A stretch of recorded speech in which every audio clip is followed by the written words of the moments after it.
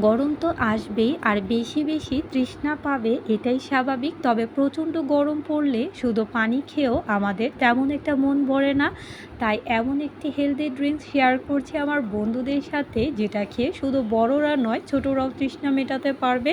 আসসালামু আলাইকুম আমার প্রিয় বন্ধুরা, আশা করি তোমরা সবাই ভালো আছো আর আমিও ভালো আছি।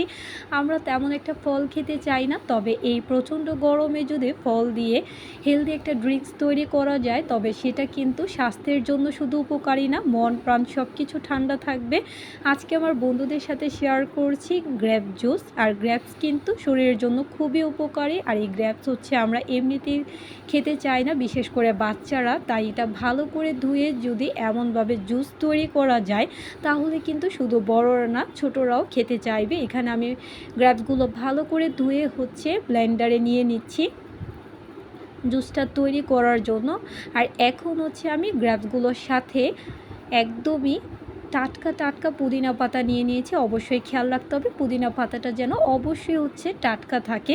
আর এখন হচ্ছে আমি পুদিনা পাতাটার সাথে হচ্ছে চিনি অ্যাড করে দিচ্ছি 2 থেকে 3 চামচের মতো। এটা অবশ্যই টেস্ট অনুযায়ী দিতে হবে, তোমরা চাইলে কম বেশি করে দিবে।